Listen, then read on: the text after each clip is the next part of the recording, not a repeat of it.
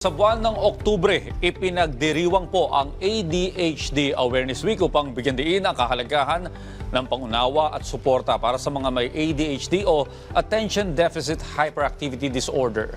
Kaya naman para bigyan tayo ng kaalaman patungkol sa kondisyon na ito ay makakapanayan po natin ang therapist na si Juan Carlos Sakin at presidente ng ADHD Society of the Philippines. Rise and shine and good morning. Good po morning. sa Thank inyo. you for having me, everyone.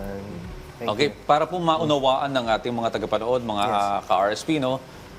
Ano po ba itong kondisyon na ADHD? Maring niyo po bang paliwanag yung detalye po nito? ADHD is short for Attention Deficit Hyperactivity Disorder. It's more on a neurodevelopmental issue or disorder that mostly affects our brain po. And it mostly deals with hirap sa concentration, pagiging impulsive, indecisive, and syempre, pagiging hyperactive natin. Pero, disclaimer lang dun, most of us feel this way.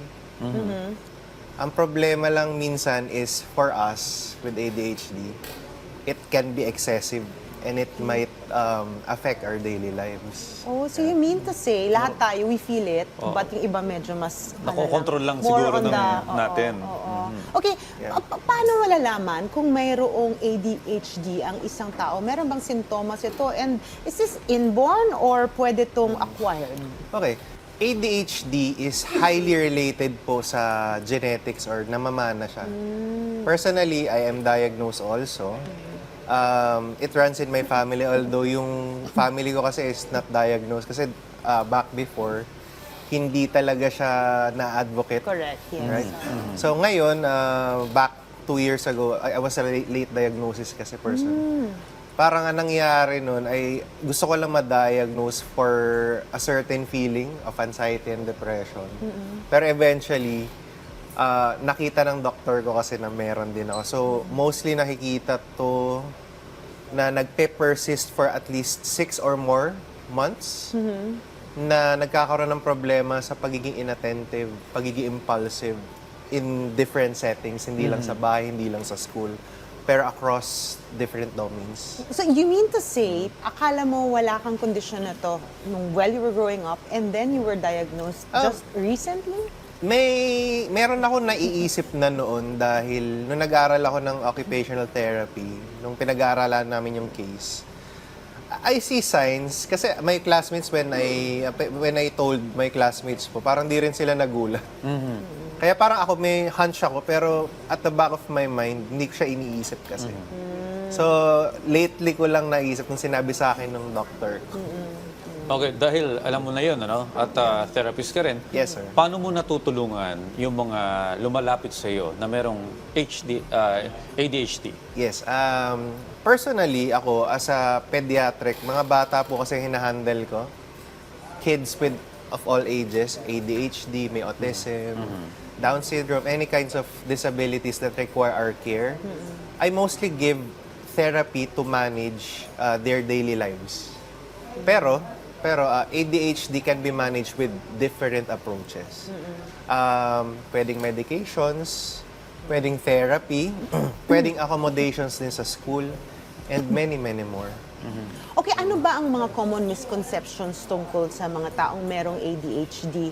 Kasi, well, you said nga earlier na medyo recent lang tong naging, very known sa mga tao. Yes. So, anong usual misconception about them? Usual misconception, pag sinasabing may ADHD kasi, kala ng iba, makulit lang. Di ba parang pag sinabi, ay may ADHD, makulit. Hindi eh. Some people na may ADHD, ay napapansin din yung pagiging inattentive nila or yung pagdi-daydream namin. Hindi makulit pero mostly nakakalimot, hindi makapag-focus, pero hindi makulit. May mga ganong tao eh. And isa sa misconception din yung kala nila ang ADHD is pagiging tamad or bad parenting, which is not true. Kasi it's a real case. Paano yun? Kasi yung iba tinitingnan, baka hindi na training na magulang to, hindi na palaki na maayos na magulang.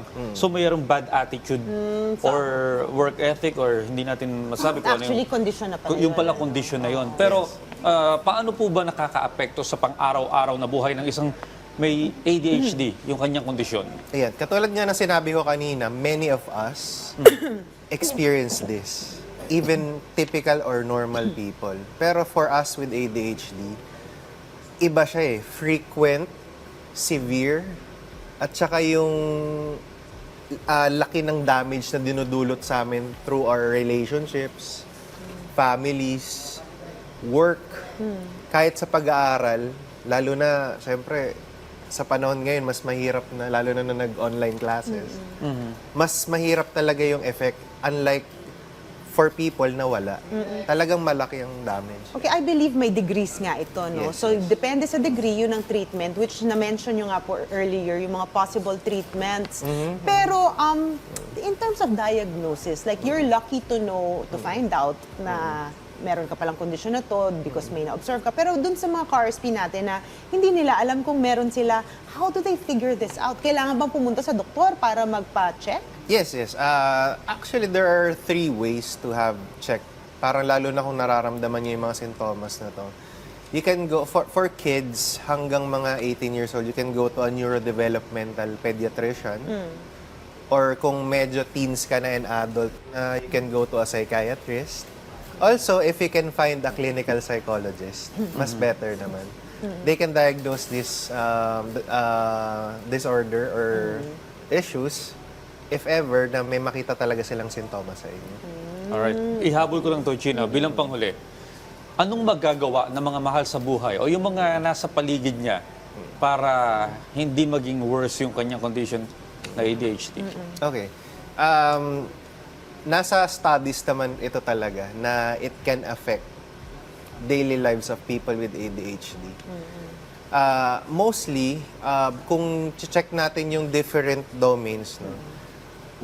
House accommodation, yung mga pwedeng pag-iintindi sa bahay. Kasi mostly we challenge our families eh, lalo na yung mga bata. Na tamad ka lang or hindi, we need to support them muna. For people sa school, you have to be very accommodating of them. And syempre, sa work environment, you need to set this environment na mas maging friendly and accommodating also for our fellow workers na meron ding mental health conditions. Okay. Ano po mensahe na maibibigay nyo patungkol dito sa ADHD at kung paano makakatulong dun sa mga merong kondisyon ito? Okay, for me personally, as one of, I speak behalf for all advocates for ADHD and all mental health advocates. I ask you or I implore you guys to look beyond the label and into our hearts din. Kasi we have also dreams, stories, and struggles to tell. And gusto ko makinig, wag lang kayong makinig, pero gusto ko maintindihan nyo talaga kung ano yung mga naramdaman. Kasi we feel the same way as you. It's just, siguro amplified lang yung nararamdaman namin. And gusto ko mas maging mas empathic tayo or sana maintindihan natin ibang tao. Ayan, maraming salamat. Ayan. Pero para mapalaganap yung awareness din sa ADHD, ito bang buwan ng Awareness Month, mayroong mga activities? Yes po. Actually, kahit hindi October, sa ADHD Society of the Philippines, we do advocacy almost every day naman. Pero mas malaki lang yung event ngayon namin sa October dahil meron kami mga recorded events to help people with these kinds of symptoms. Merong mga webinars kami na sinet. Meron kaming mga support groups for free. Kahit hindi ngayon, it's free forever. Basta pumunta lang kayo sa amin, ADHD Society of the Philippines Facebook page.